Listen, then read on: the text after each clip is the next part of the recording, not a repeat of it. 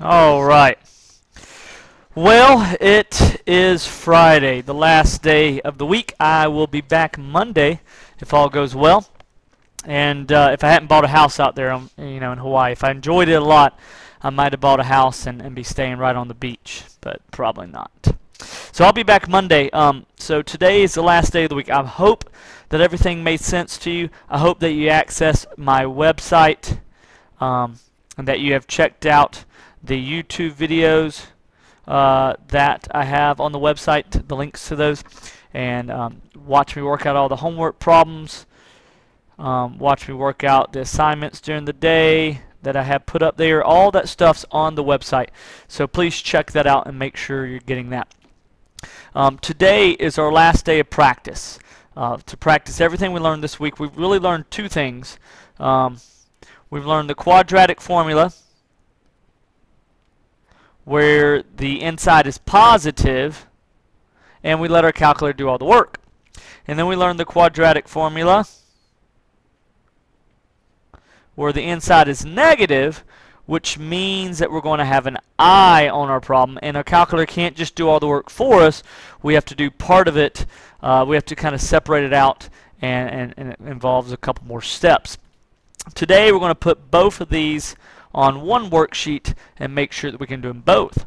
So the problem is, when we're just doing the first type, we just type it on our calculator and that was fine, got the answer. So the calculator did a great job.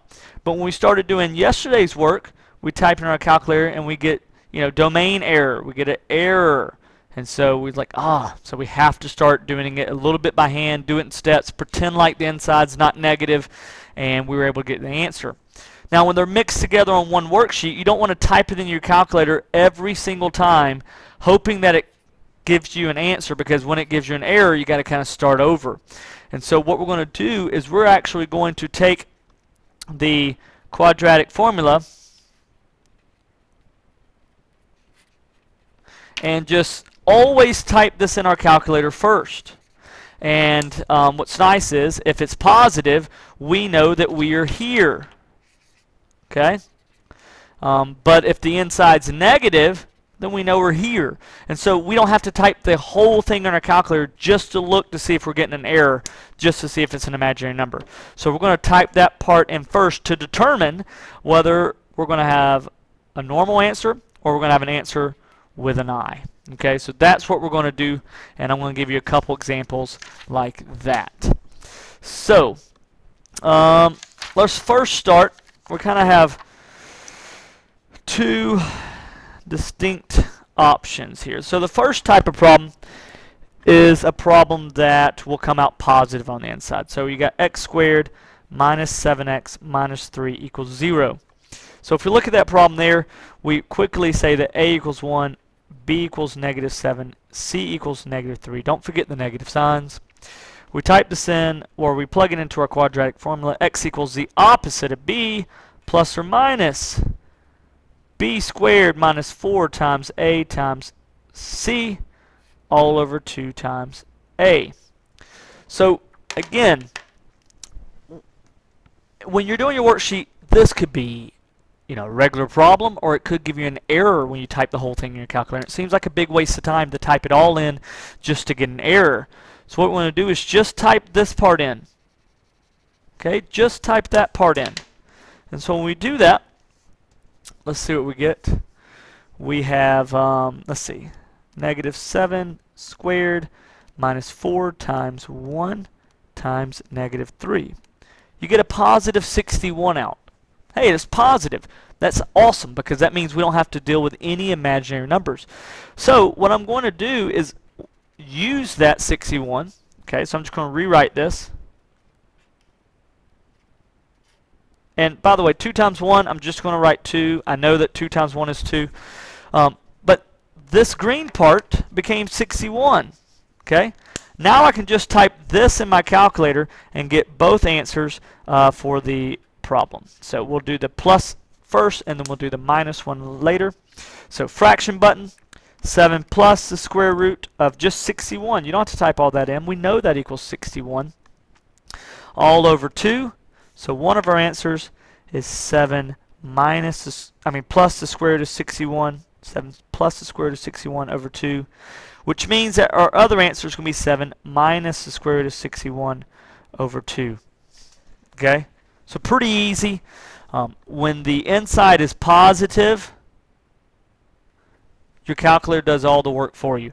It doesn't matter if this number inside is a perfect square or not.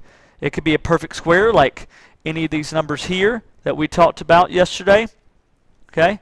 Or it doesn't have to be. It doesn't matter. You type it in your calculator, let your calculator do all the work, and there's your two answers. The only thing is, if it is a perfect square, you'll get a whole number out, which means you have to type the negative in. You have to type the negative in. So, let's do an example where you get a negative number out. Okay? So let's do an example where you get a negative on the inside. So again, pretty easy, straightforward. The inside's positive. Now we're going to do one where the inside is negative. So let's go 4x squared plus 11x plus 10 equals 0. Okay? So we get, let's see, a equals 4, b equals 11, c equals 10. Perfect. X equals the opposite of b plus or minus the square root of b squared minus 4 times a times c all over 2 times a. Perfect. Okay? So we're going to type, again, we're going to type this in our calculator. Okay? Well, I kind of ruined it. You know it's going to be negative, but let's type it in just to make sure. I get negative 39. Sorry, I don't know if you can see what I was typing in. But there it is. I got negative 39. So now I know, I'm going to rewrite this, use what I know. So x equals negative 11 plus or minus the square root. All that became negative 39 all over. And 2 times 4, let's just go ahead and call that an 8. Okay? So this became this. Okay, negative 39. And yeah, so because it's negative, we have to pay attention. When it's negative, you really got to determine, is it a perfect square or not? Okay, you're like, I can't remember. Again, you should probably be writing these down. Is it one of those? No, it's not. The 39 is not on this list. That's good. So now we're just going to pretend that the negative's not there. So we're going to pretend like it's positive. So in our calculator, we're going to type in negative 11 plus the square root of 39 over 8. Okay? So in my calculator, I'm going to type in negative 11, fraction button, negative 11 plus the square root of 39 over 8. So I'm going to pretend like that 39 is positive, and I get that guy out as an answer. So we're going to have two answers. We're going to have the positive version and the negative version. Now some of y'all may be asking, why did I just type that in if it gave me the same thing out? Well, if it could have been simplified, if this radical could be simplified, your calculator would have done that, and you would have really appreciated it. This one couldn't have been simplified. That's why your calculator gave you the same thing that you plugged in. So you plugged in this, and your calculator gave you that. But that, you know, it's not always going to give you the same thing. Your calculator will simplify where it can. Okay, so always type it in. So you may be wondering, why did I type it in? Well, that's why. Okay, so we got these two answers, but we can't forget.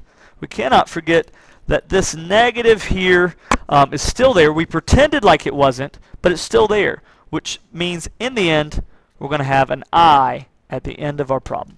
So there's an I there, telling us it's really imaginary. Okay? So that's one example of where the inside's positive. That's one example where the inside of the radical, or what we call the radicand, is negative. I'm going to do one more example where it's negative, because the next example I'm going to do where it's negative, but it's a perfect square. Okay? So what happens if that's, you know, one of these numbers right here? What happens if it's, I don't know, 49 or 81 or 100. So we're going to look at that and see what one looks like when it comes out like that. Okay? So we'll do that. And then we'll be done with our notes for today. So let's come down here. So let's do, I don't know, let's try x squared plus 6x plus 13 equals 0. Let's do that problem. I'm pretty sure that works. So a equals 1, b equals 6, c equals 13. So x equals the opposite of b plus or minus the square root b squared minus 4 times a times c all over 2 times a. So one last time, we are going to take this portion, which is called the radicand, and we're going to plug the radicand into our calculator. Okay. Like on your homework, you wouldn't know if that's positive or negative. I kind of already ruined that, and you know it's going to be negative. But on your homework, you wouldn't know. So you want to type it in to figure it out. Okay, so we type that in, and we get negative 16. Okay, so the inside is definitely negative. Okay, so I'm going to rewrite this. Everything's the same except the radicand. I'm just going to go ahead and put negative 16 there. And also, we know that 2 times 1 is just 2. So I typed the radicand into my calculator. I got negative 16. So I just replaced the radicand, all that, with negative 16. Then I dropped my calculator. So now we're going to pretend like the negative's not there. We're going to pretend as if the negative isn't there. So we get negative 6 plus or minus the square root of 16 over 2. But I told you to be careful. If it's negative and you pretend like it's not there, and the number you have left over is a perfect square, okay, and that 16 is located right here, it's a perfect square, then you got to do it by hand. Okay, you got to do it by hand. So the square root of 16 is 4. If you don't know that, type the square root of 16 in your calculator. But you can't type the whole thing in your calculator when that's a perfect square. You got to kind of do it all by hand. So we'll split this up. So negative 6 plus the square root of 16 is 4 over 2. Okay, so all I did basically is I took this square root of 16 and it became a 4. And then I'm going to do the same thing but with a minus. So negative 6 minus 4 over 2. Okay, and then this negative sign, remember, because it's negative on the inside, we've got to have an I. Okay, that's your answer. Now, when I come back on Monday, I'm really going to show you that this can be simplified even further. I'm not going to really do it over the video because I don't want to throw too much out at you. But for all intents and purposes, these are our answers today. Okay, when we come back, I'll show you how to simplify it just a little bit further. But that can wait till Monday. So just a quick review. When you get your worksheet today, you're going to type the inside, the radicand, into your calculator. And the radicand is either going to be positive or it's going to be negative. If the radicand is positive, like this over here, okay, like 61, well, then you just type this whole thing in your calculator like we did Monday, Tuesday, and Wednesday, and you get your 2 answers, the plus and the minus version. If your radicand is negative, like negative 39 or negative 16, you got to really ask yourself, you got to check, is that a perfect square?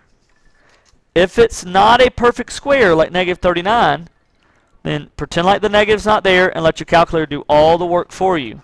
And then don't forget to throw the eyes on the end. If it is a perfect square, like 16, pretend like the negative's not there. Do it by hand. The square root of 16 is 4. Okay? Keep everything else and then throw on the eyes at the end because it's a negative radicand. Okay?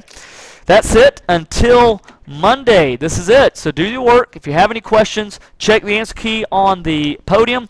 Ask your neighbors. They would be glad to help. Okay?